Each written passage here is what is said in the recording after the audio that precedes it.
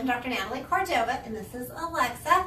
We are talking about, is it really my mattress? I get many people complaining about how they wake up with so much pain or they just can't get comfortable and they think it's their mattress. Sometimes it is. So you've got an old mattress, lumpy and bumpy, and it's not supporting your spine, go get a new mattress. Yes, they're expensive, but it's your health and it's your life, so go get a mattress. Many times what we're looking for though is a healthy mattress that's going to support your spine, and then it's really the problems with your spine that's going to flare up the problems. Your mattress, as long as it's consistently even and has some good support, it's probably not the mattress. And so how can we maximize our time on the mattress so that we're not provoking areas of pain? So when you're looking at your spine, the most ideal position of your spine is that the spine is straight. So from the front view, that you have your nose over your navel and lines up between your knees and then your ankles. So that lines up well. The best position would be on your back. So if you're laying on your back, that keeps the spine straight. So some of the nuances of that are having a pillow that supports you minimally, because you don't want to have it arcing so far forward, but you also don't want to be twisting in any way. And so having this supported flat on your back and your knees bent is the best way. So Alexa's going to be my model, and she's going to show us how to lay on your back with the best support. Dr. Brown?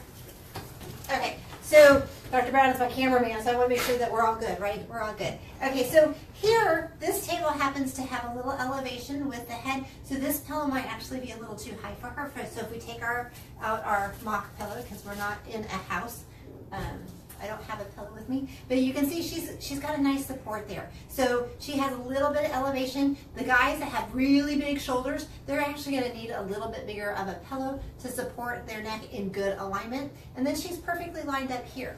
Now the trick is the hips. So typically we tend to have very tight hip flexors. And so if we lay straight on our back, it pinches our spine. And I'll show you on a model, right? So if your hip flexors, which are your psoas muscles that are attached to the front of your lumbar spine, they go through and attach to the femur legs. So if they go from here to here and they're super, super tight, they're gonna pinch the spine. It's very, very tight.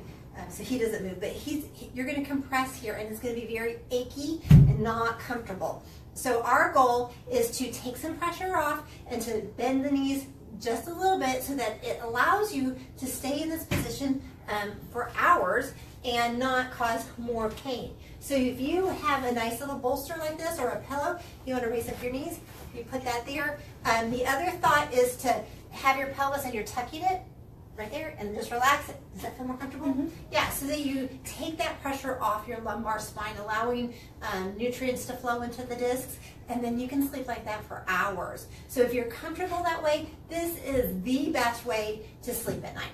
Spine is straight, you're not twisting or turning, your hands are right there, that's fine. Put them on your belly, that's comfortable too, and then sleep soundly, right? So that's great. The second best way is to be sleeping on your side, and that's to have a perpendicular spine to the table. So if you have a spine that is lined up well on your bed, not table, on your bed, you want to be facing either direction and having a pillow that's going to support you. So this guy is missing shoulders and arms and legs. So let's look at what a real person looks like on their side. So if Alexa's turning to her side, the first thing we want to start with is support for her neck. So you want that elevation so that the nose is lined up again with her belly button and then with the middle of the knees. Can you see me okay? Mm-hmm.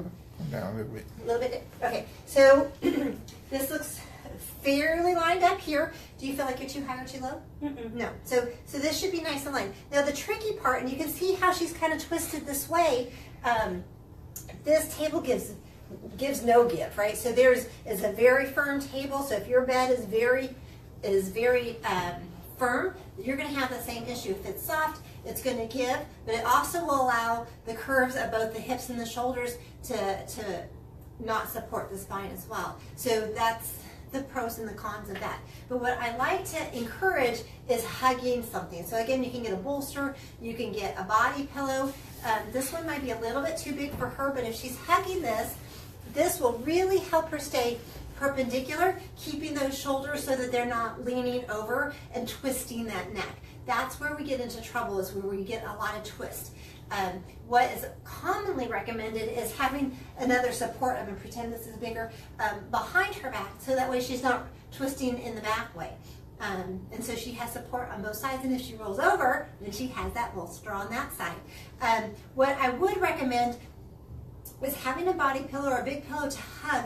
We're much bigger in our shoulders than in our hips. So her hips are, so big, but then it narrows down to her knees, and she doesn't need to have her knees super wide, but having a bit of a gap is perfect. And so having a little pillow, so if you would raise your knee, and then putting that down right there, that way your knees are not knocking into each other, and that's uncomfortable, but it also gives you a lot of support in your hips. So those people that wake up and their hips are so achy, or they're really wide hipped, that puts a lot of strain on your hip, because much wider hips, and as they go down into the knees, it's going to strain that area. So of course it's going to be problematic over time. So this is the best way to support yourself if you're a side sleeper. So a few combinations of that, having a bolster, having a body pillow, or just taking a fluffy blanket that you don't use and rolling it up so that you can support your spine in this way. So again, the head needs to be lined up so the pillow's not too high or too low, hugging something and then putting something in between the knees. And again, that might be a different size for everyone. And bigger men need something than small, petite women. So you want to modify it to you, and then having one on both the right side and the left side so that it's balanced. The nuances of the spine are if you have a scoliosis. So if you have one scoliosis versus another, then you want to talk to your chiropractor as to how you maybe can best modify your sleeping position and support that. So maybe you're making some changes and minimizing the curves while you sleep. I've seen some good results that way. But again, that's something you'll need the details of an x-ray to help you with. But this is perfect. Now the worst way is sleeping on your stomach. Unlike our tables that have a little spot for your nose so you can breathe, you don't have that at home. So no mattress has a little breathing space so you can lay face down. But if you're gonna sleep on your side for 8 hours, if you're gonna sleep on your stomach for 3 or 4 or 5 or 8 hours, then you're really gonna start damaging your neck. And as you get older, you can't get away with it. When you're young and you're 8 and you're very mobile, you probably can do that and it doesn't hurt you, but over time it's going to start to twist and stay like that. And as you get stiffer and stiffer, it's usually you wake up and now you can't move, or you've torn a disc, or you've inflamed a disc, then now you really have caused some damage. And we get people like that quite often just because they're sleeping on their stomach. So avoid that, go on your side or sleep on your back, or make the transition going to your side and then eventually getting on your back, and that's going to help you for a long run. So hopefully that helps, and if you have any questions, give us a call. Thanks.